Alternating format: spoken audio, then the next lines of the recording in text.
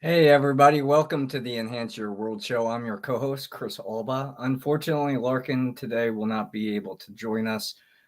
She is facing an emergency with one of her horses. So she'll be unfortunately, we will not be joined by Larkin today. So continuing on, it's going to lend itself actually to our topic today of the power of unity. And there's all these teachings and lessons and experiences that we have. And, it, for me, it's been confusing sometimes to listen to my inner voice versus, what I've been taught through my relationships, whether that's with my, family, whether that was with authoritarian figures, whether that was with my friends, whether that was with my professional colleagues, whatever. We grow through unity. There's things that we can accept within ourselves that necessarily might not affect other people until we get into relationship with them. Maybe we don't clean up after ourselves after a meal, or maybe we, leave some things laying around the house. And when we're living by ourselves, it's like, oh, it's no big deal. But when we share space with people, other people have different ways of wanting to live life. So how do we create those compromises? How do we create the communication? How do we create the community to where, we're all living as close to harmony as possible within ourselves and within each other? And, I think it always comes down to acceptance, and with compassion and empathy and understanding, that who we are in this moment is a result or an effect of who we've been in our past. And the conscious ability that we have in our conscious awareness, which is 5% of the brain, right? That is our creative part that helps us navigate those past programs, those past conditionings, those past experiences that we hold as lessons and judgments of this is right, this is wrong. If I run into this situation again, I need to move this way instead of that way because I went that way last time and it didn't work out between me and that person, me and that experience, whatever. And so I have to choose a way to be present and to be aware of my thoughts, to be, you know, to be aware of my feelings, to be aware of my behaviors, of how it's not only affecting me internally and in my physical life, but how is it affecting others and our planet and those types of things? Because that's the dual nature of our reality. Is it's not just an individual consciousness; it's also a collective consciousness, and that duality comes to play in our physical reality more than um, our higher frequencies of vibration, our thoughts and our feelings, because those come from higher sources. So they come from a non-dual standpoint. And then it's how we perceive them within our mind, within our heart, that we reenact these things through our behaviors. And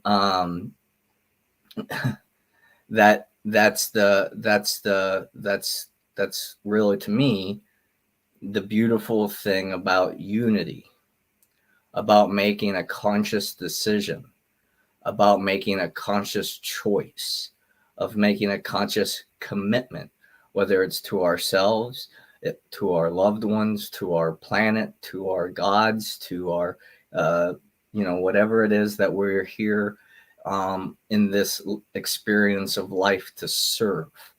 Because ultimately, we're all serving some cause. and that cause creates an effect. Now, when we think of science as a dogma where it cannot be changed, it cannot be challenged, then we turn it into a similar situation as a religion, a set uh, mindset that cannot be changed. And science is meant to be influenced by the observations of what's currently going on. I was just watching a podcast with Joe Rogan and Hancock. I forget his first name. I think it's Alan. But he has studied ancient civilizations, and what he was saying is, there was these giant ancient civilizations the size of London, for example, of that time in the Amazon. And when the Spanish came over as part of the conquest, the smallpox wiped out these civilizations because they didn't have an immunity to it, and they didn't have the awareness of how to overcome it. And it wiped them out, and then the jungle overtook their civilizations. And they're finding these things now through deforestation, as they're going in there and making cattle farms and soybean farms and those types of things for our growing consumer needs and desires and wants. And they're discovering these things through that, and also through light technologies where they're able to scan the jungles with light, and they're finding these structures within the rainforest of the Amazon.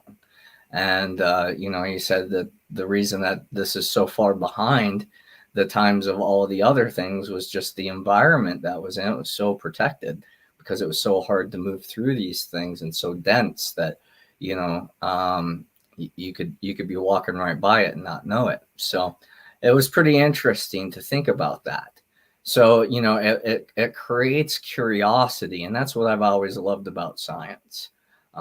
Is it's okay, this is an observation, but if my observing it is actually influencing its manifestation, then how do I manifest my holistic well-being in all my energy forms, in my health, in my wealth, in my relationships with self, with others, within my romance, within my relationship with nature or God or whatever it is that you put out there above yourself, right?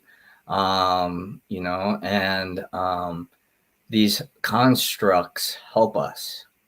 And so we're talking about unity today, and the challenge with unity sometimes is we get so stuck in a mindset, if we were to think of it as the shores of a river.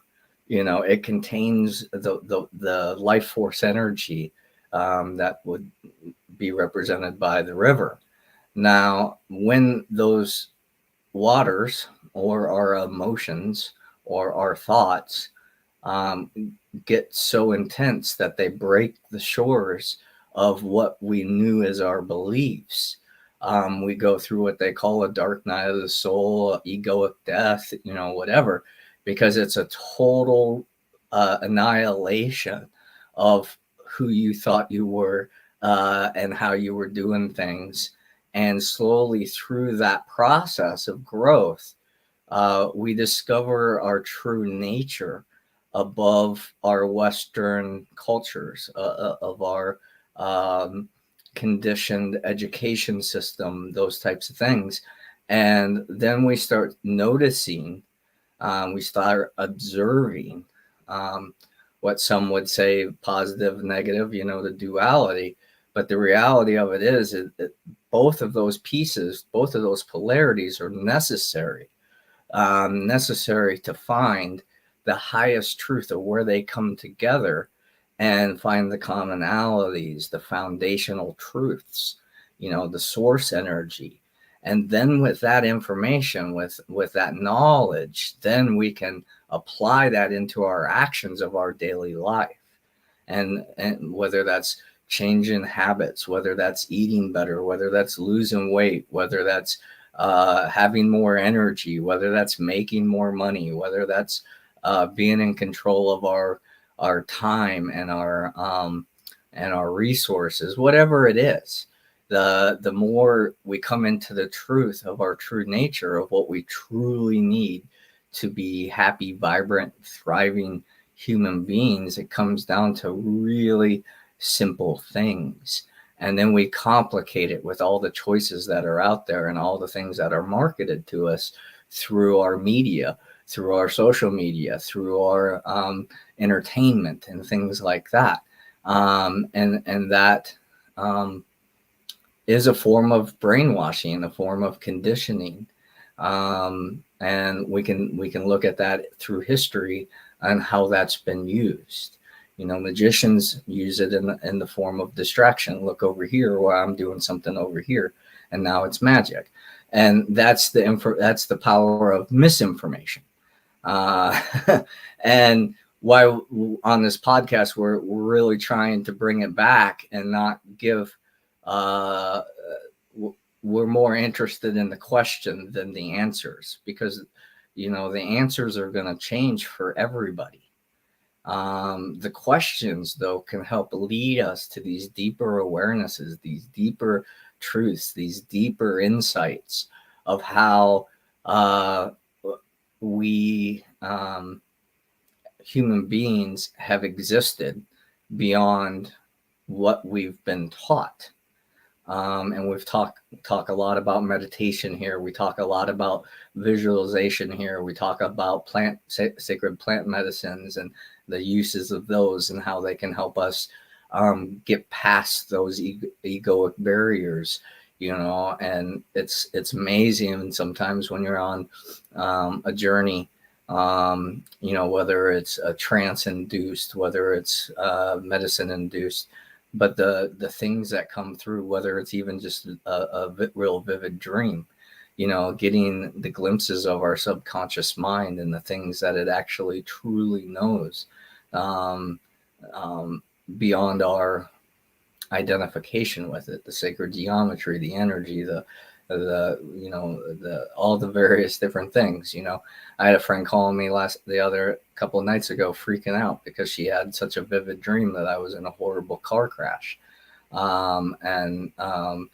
The interesting thing is I had a dream that she had that dream.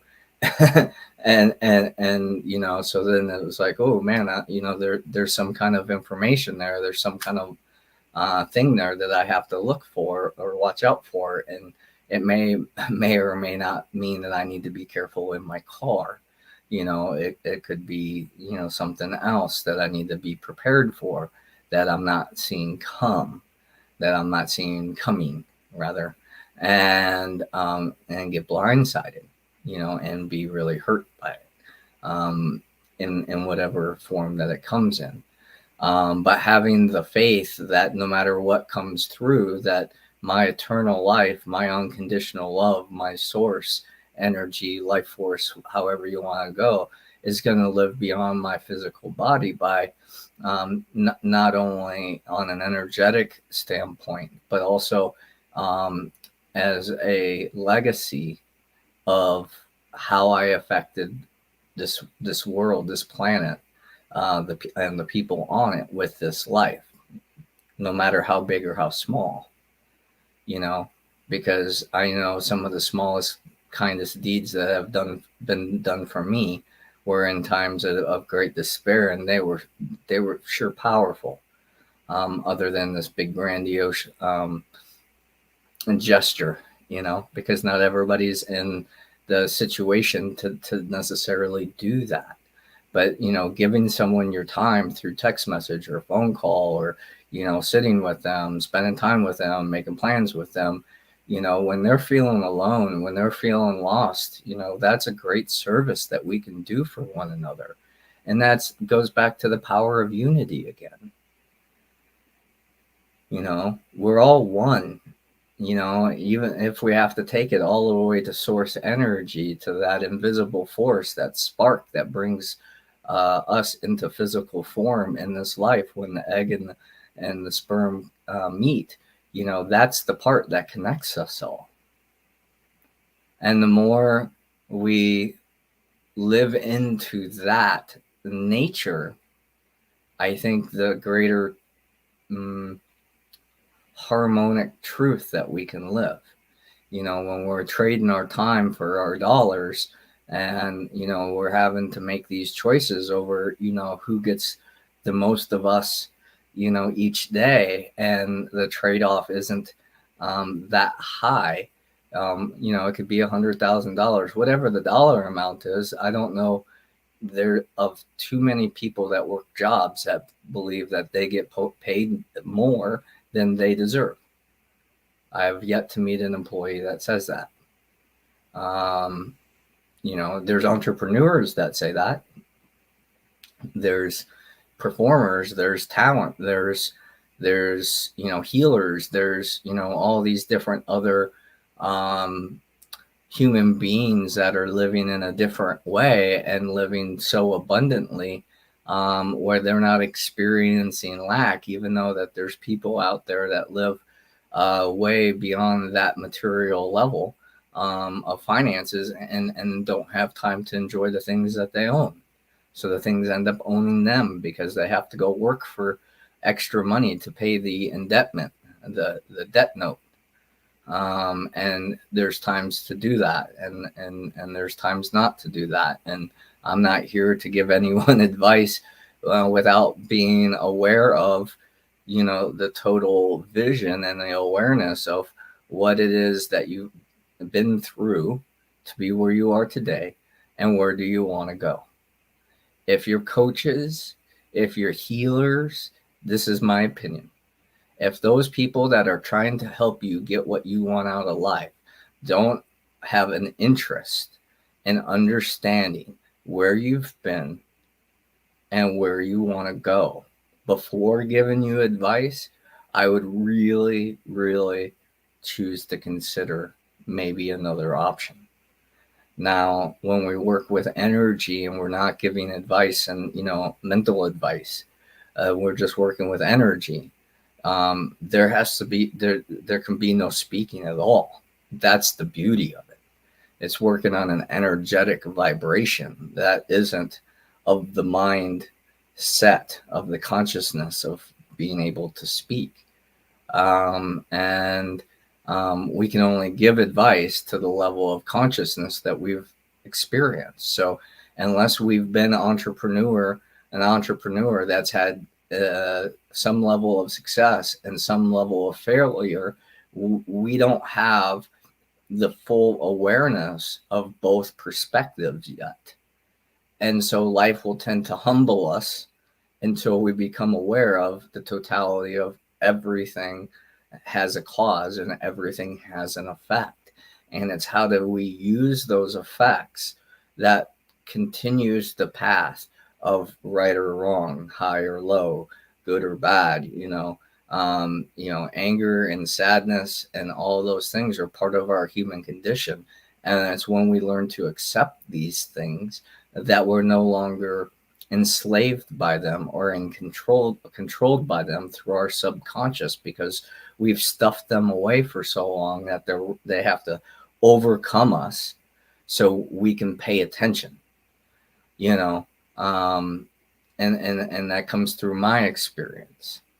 I've learned that through my previous relationships and things like that, there was times that I would get frustrated and I didn't feel like I was being heard. And part of my childhood experience was that we yelled at each other because I didn't feel heard as a kid. And I was trying to tell my parents that I wasn't feeling good, that I was having issues, that and I couldn't identify it because I was a young kid. And I didn't have that awareness of how to communicate properly like I do now as an adult. So it gets really tricky when we start doing shadow work, when we start doing a lot of this work, because, we want to look at just the one polarity of things the path of least resistance, because that's what the ego wants, because it has this sense of demise. It knows that it can't live here more than 150 years.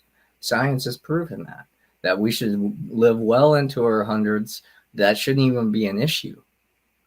But why aren't we? Well, they say it's our level of consciousness, our level of stress, environmental factors, relational issues.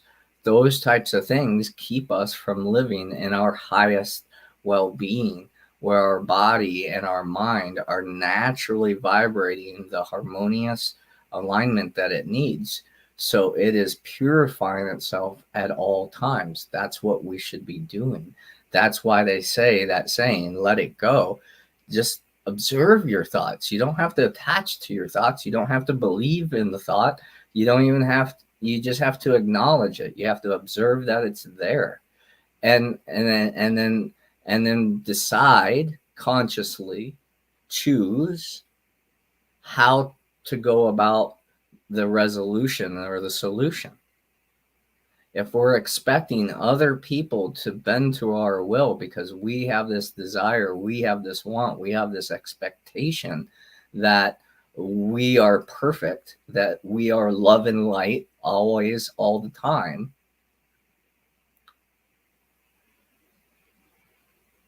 and they're sharing with us our shadows of how we're affecting them, and we're not listening, are we truly growing as conscious human beings? Because consciousness is both shadow and light. It is the totality of information. It's how do we use this information that brings the light into manifestation. Our life force is our light. It is the information. It is the abundance that lives within us in all things. How do we use it? How do we align with it? Over the last few years, it's been lovely. When I first started on my herbalist walk, I'd point out how beneficial dandelions were, or how beneficial plantain was, or, many of the other common volunteer crops, as I call them. And people would just naysay it. No, they're just weeds. But because of this continued education, this continued social agenda that goes far beyond my knowledge and awareness, but it's a continued sharing of the things that I'm aware of, as well as the people that help teach me it, that continue to educate, that continue to inform the unconscious part of us. So then we can, in the time that it's needed, we can harvest that information into new actions, into new ways of being and believing, and yield a different result within the life circumstances. That was one of the things that Eckhart Tolle said that totally resonated so much, is you can't improve your life. It's already perfect. It's the circumstances upon which you live life that you can enhance or destroy. And being someone of the in the past who was very self-destructive, whether it was with addictions, whether it was personally hurting myself and cutting myself because I wanted to prove that I could overcome pain, because I didn't understand why life was the way it was at the ages that it was at, and why I was feeling the ways that I was feeling, and I didn't have anyone that would listen to me. I shouldn't say no one. I had very few people. And there was mentors that came along in my life throughout my childhood, throughout my teenage years, that helped save my life and put me on the path that I am on today. But it took a suicide attempt. It took me slitting my wrist and my ex-wife, who was my girlfriend at the time, finding me. And whatever visions that I had then, sometimes they come in a little clearer than others when I really try to meditate on what happened that night, because those days after that night, because I wasn't very coherent But when I pulled through, I had this new vigor for life, and I knew that it wasn't about me anymore, but how did I use my life to enhance the well-being of others' lives and the planet's life? How do I come into harmony with our true nature? Because it's our man-made stuff that we're at that keeps us so divided, whether it's our politics, whether it's our religion, whether it's classism, commercialism, those types of things. Those are what's destroying our very fabric that we need to live here. With pollution and seeing people as separate and seeing that the only way that we can find peace is to fight for it. But you can't fight for peace. You can't fight for love, in my opinion, in my belief. You can be a reflection of the love that you think you are. And if that causes you to believe that other people are better than you or less than you, well, then you have some work on acceptance of unity, of equality, or equity, right? Because we're not born into this current reality equal. There's all kinds of different ways we could divide our human beings into different ways of seeing them and ourselves. And it's when we choose consciously to rewrite that story, recreate that character, that we start going on our self-healing journey. And then those who are reflecting the things they like about us, that's our encouragement. And those that are reflecting things they don't like about us, that's our critics, that are helping us bridge the gaps between what we know and what we don't know, what we're aware of and what we're unconscious of. If somebody triggered us, it's both a gift and a painful experience. But if I don't have a trigger, if I don't get defensive, if I don't try to justify my egoic pain body, then we can tend to move through things a little bit more. If I can be accepting and saying, I hear your perspective. I see where you could feel that. I see where you could think that. And it wasn't my intention to behave in such a manner, but it affected you in that way. And I thank you for being strong enough and vulnerable enough to share that with me. So now I can choose to move in a higher vibration. Because the last thing that any of us want to do is cause harm. We do that out of fear. We do that out of insecurity. We do that out of unworthiness. And that's when we're just in one polarity of unity. Unconditional love is unconditional. It's beyond conditions. When we're stuck in a condition, we're not in the vibration of unconditional love.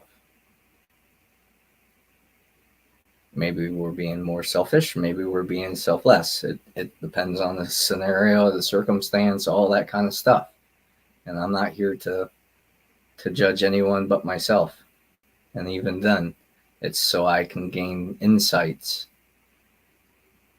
so I can be a better version of myself in relation to myself and those that I care about and serve. So I can grow and be a better version, not because I'm not perfect as I am, because who I am is the best version of me right now. But who I can be, who I can become, that becomes a journey of growth. And when we're not totally unified in our presence, we're a little off kilter. We're a little off balance. And then people can come over and poke us and we fall over. It's been in my experience. And I say that with laughter because it came through a lot of pain. And now I can kind of laugh at it and not in a way to stuff it. Because I know I'm still capable of doing those things. And I'm doing my best not to. I'm doing my best to be there for everybody who counts on me, and including myself. Because if I'm not the best version of myself, then it's going to be really hard to be the best version of myself for the benefit of other people. And that's where that concept comes in. Because I have the ability, and I choose to grow the ability, rather, to enhance my mind beyond my awarenesses of the past. I choose to grow my heart to be more open and understanding than it was in the past.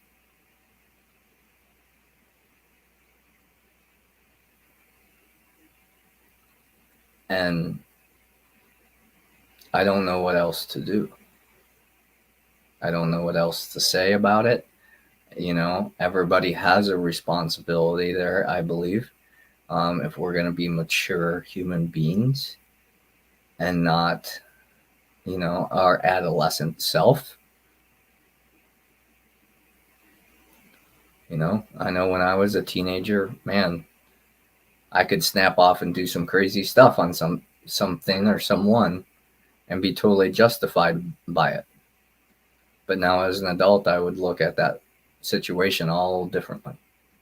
Thank God, thank goodness, you know, thank Allah, thank whoever, including myself, for being able to witness that growth.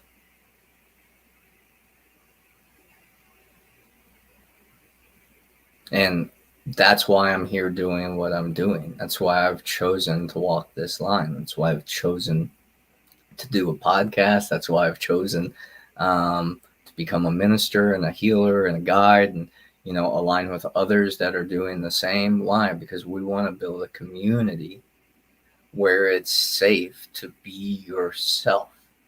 So then you can let go of surrendering all the subconscious bullcrap that you've been carrying throughout your whole life, thinking that life was supposed to be this way, but it's showing up this way, and it doesn't make any sense. That's going to keep you in stress. That's going to keep you in division. And the more you can find the harmony between the head and the heart, the more authentic you can truly be. And sometimes authentic isn't nice, and it isn't kind, unfortunately. And I've cost myself a lot of shame and guilt over that because I've shared some hard truths with myself and other people, and it wasn't kind and it wasn't nice. And that's who I would prefer to be. But at the time, I felt justified. I felt called when I checked in and said, should I share this? And I heard, absolutely, let it go. Don't hang on to this. Now, is that my ego, my higher self, my spirit guides? I don't know.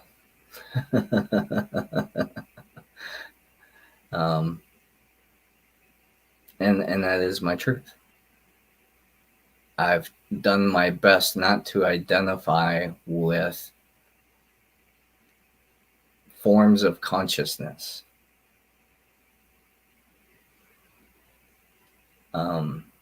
So I could see the unity. I could see the commonalities and the division within the teachings of those that have written before me, those that come through me. because that helps me stay aligned in my purpose of serving unconditional love, which is myself and others and the planet, because I can't forget the planet. Everybody wants to talk about humanity and relationships and romance and all that. I love that stuff. Eat it up. I love being in relationships. It's my favorite place to be. And that's why I developed a really healthy relationship with nature and do my best to protect her and care for her in the ways that I feel called to. Reducing my consumption of commercial products was my first step. Then it was picking up other people's. Because this is my planet, just like it's your planet. And if we could stop fighting over what's the right way to be human and to protect the very nature that we all need, I believe we would find peace and sustainability. And that's what I'm looking for. That's what I'm looking to create. The whole purpose of me deciding to become a coach in 2012 was to create unity, to help people learn how to believe in themselves so they could live the life that they felt called to live. And I've had the opportunity to do that in multiple industries way before I decided to become a coach or a healer. That just made more sense after the things that had happened for me in my life to redirect me into, okay, what is it that I'm truly supposed to do with this life? And luckily for me, I had been doing over a decade of study and research over what that meant. And it was really, a lot of the teachings that I followed were very ego, personal development based, but there was a lot of spirituality behind it. Because at that time, I didn't understand spirituality. I only understood religion, and I was afraid to look at that. When I got married, Jess and I got married in '99, we both asked the minister not to, he was a justice of the peace, he came out to our house and we had ceremony there. We asked him not to marry us under God, and he said okay. And then we got into the ceremony, and he did it. He said it, and it's in the middle of the ceremony. You can't stop that. But of course I did, because I almost passed out. So a lot of people would say, oh, well, that was a sign, right? It's like, yeah, I was really afraid of letting go of my personal persona, my individual persona, and becoming more than just myself. And that was becoming from a me to a we. And that's a harder walk.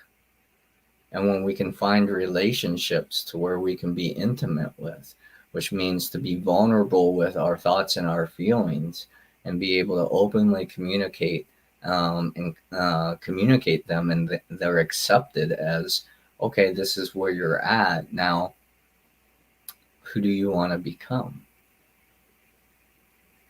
Then we can hold space for one another to grow into those versions. But many of us want to say, oh, well, you need to do this. You need to go do this. You need to eat these herbs, and you need to go do this, and you got to go do this. And it worked for me. I took these programs and they worked for me, and, they could work for you, but, and that's absolute truth. But, we've all had an individual life up to this moment in relation to what we've observed outside of ourselves, and bringing those two awarenesses into union helps us find our ultimate truth. that we are resourceful, that we are resilient, that we are strong, that we are abundant, that we are loving, whether that's loving of the self or loving of selflessly loving others. And then we have to find that frequency that works for us in our daily routine. I can only give so much of myself. You know, I was at one of my side gigs yesterday, and you know, they're like, train this person to be you, and I'm like, I'm sorry, I can't do that. I'm unique. There's only one of me. I can teach them how to do these tasks like I do them, and then hold them to that standard to make sure that it stays in a harmonious flow. But I can't teach him to be me. And what a great gift to be aware of that. But I can help him be a better version of himself. I can help him with these tasks. I can do all the kinds of different things. But we each came here to be special and unique. And that's why in my view, it's more powerful to be in unity with someone that you don't disagree with, or that you disagree with, or maybe are currently challenged with and dislike, because those opportunities allow us to grow into a more loving human being.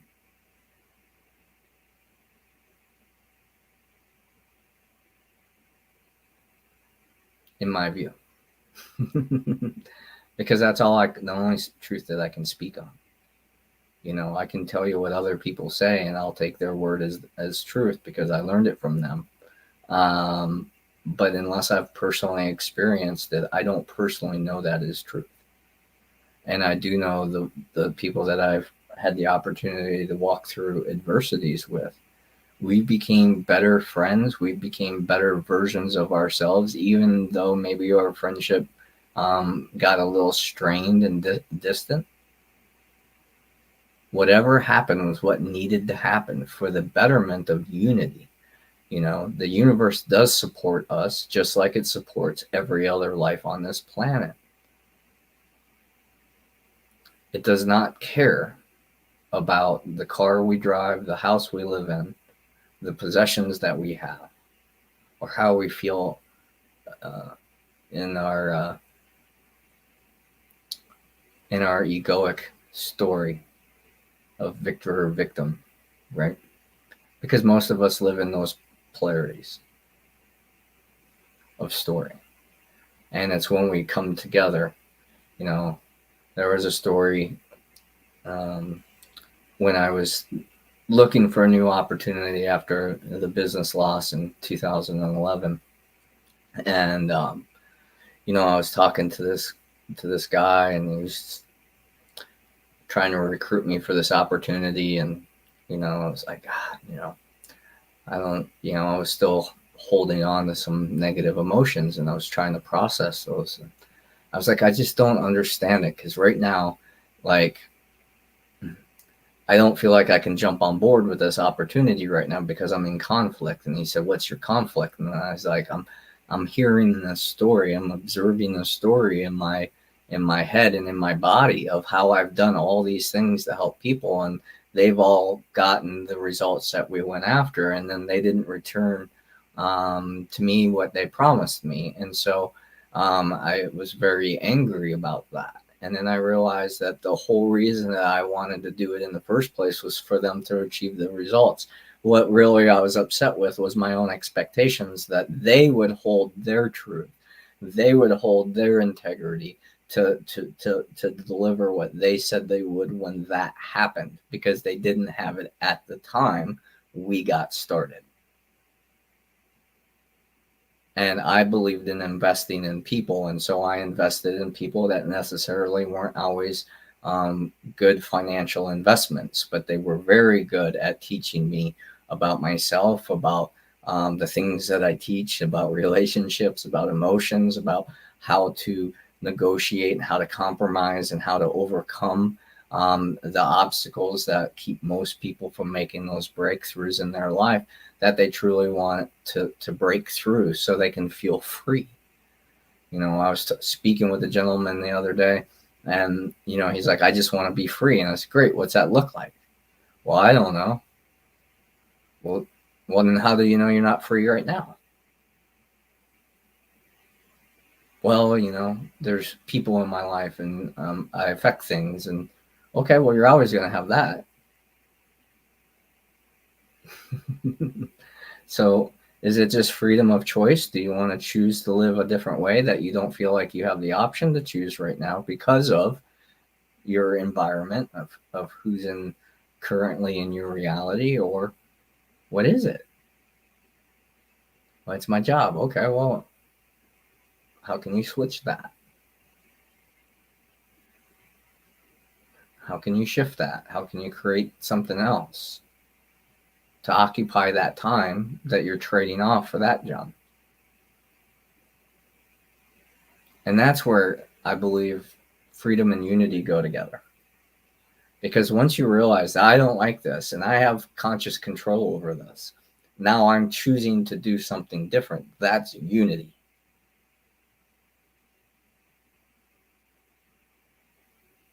Or saying there's nothing that I can do about it. That's unity too. That's the power of it. I'm very hesitant to share quotes from Henry Ford because of my personal judgments of what I've learned about the man. But he said something that I truly do believe. And that is, if you believe you can or you believe you can't, you're right either way. Because if you don't believe that you can create the happiness, the health, the harmony, the sustainability, the abundance, the whatever it is in your mind that you're creating to go towards, right? That's the visionary aspect of our mind. If you can't create that in your mind, then you won't have the hope. You won't have the willingness to go through the growth of both the pleasure and the pain, because you can get lost just as much as in pleasure as you can in pain. I've experienced that in both. So I say that with an open heart. You got to go through both those dimensions of pleasure and pain to get to the peace, because it's not divided anymore. The good, the bad, the indifferent, they're all part of unity. The unity consciousness, the unity of unconditional love, the unity of unconditional acceptance for what was, what is, and what will be, because we choose consciously to make a choice. That is empowerment. If you just say, I can't do anything different because of, that is a subconscious program. Somewhere in your experience of life, in your genetic code, in your DNA, in your ancestry, however you want to look at it, there has come something in your life to say that you are only material, and only what you've seen can be believed. When everything on this planet that is man-made has at one time been a thought, and then that thought got manifested in the form, people bought into that concept, and it rolled and continued on, because that was divine timing, or collective timing, or however you want to look at it. Because we all have a lifetime that isn't ruled by clock time. Clock time's the way we mentally manage the energy of our day. And some of us have more energy than others. Some of us choose to use our energy in more reserved fashions. Some tend to want to be action go-getters, go after it. I was there. I used to take pride in working 90 hours a week. Now, they were for my own businesses. They weren't for someone else. I was proud of that fact because, my dad was proud of that fact of working that hard. But it was for a company. And then he had his job taken away from him. And I watched him sit and suffer for years in depression. And I would even say to this day that it still affects him today because he's never truly been able to overcome it, to stuff it. And that's his walk. Love him to death, exactly as he is. As challenging as it can be. And now I can relate to my friends and those who work with challenging family members. And he doesn't move as fast as I do, and he doesn't have my vision, and he doesn't have my belief, and he doesn't have my passion, and he doesn't have all those things. But if he wasn't who he was, I couldn't be who I was because he helped birth this. And that's something to be grateful for. And that comes through unity and understanding. And, these are the concepts, these are the principles that I share, that I speak on, that I teach, that I help people guide themselves through life with the method of GAGE. GAGE, of course, being the acronym for gratitude, growth. Gratitude, awareness, unity, growth, and energy. And had a conflicting thought there for a second. And what we're doing at Enhancing Your World. And this show is a representation of the philosophies, of the awarenesses, of the information that we've gained through these lifetimes, and how we can move forward from this place into the heaven that we desire to live, the harmony that we desire to live, which means we're just vibrating at the frequency that feels good, right? And our mind's not in conflict, saying that we should live in a different way. So I wish you the best. I hope this, thanks again for tuning in. I hope this serves those who need it. If you are looking for additional guidance or help through some challenging times, feel free to reach out through social media, or you can go to our website, enhancingyourworld.com. You can book consultations and sessions and come to our meditations and our classes and all that stuff. All that information is on there. There's a great, huge section of videos on how to enhance your holistic well-being, mind, body, and spirit. In our video archives, of course, the podcasts are on there as well. So the packed full of information. I don't make you jump through hoops. You don't have to sign up for an email unless you schedule an appointment or something like that. We don't spam you or try to sell you on the things that we're doing or anything like that. But if you do want to give you a heads up on what's going on, of course, we have to have your contact information to do that. So however it feels right to you is how we would like to align with you. And it can be on whatever level. With that being said, thank you for tuning in today and listen to this broadcast on unity. I hope it can bring some healing and some comfort in some ways. I hope it challenges you in some ways, because if it's not doing both, then it's not truly unified. So with that, continue on, my friends. I love you for everything you are, everything you do, and everything you choose to be. Because this planet, this consciousness that we're currently experiencing would not be the same without you. Thank you. Thank you. Thank you. I love you. And I'll see you next week, Tuesday, at 12 p.m.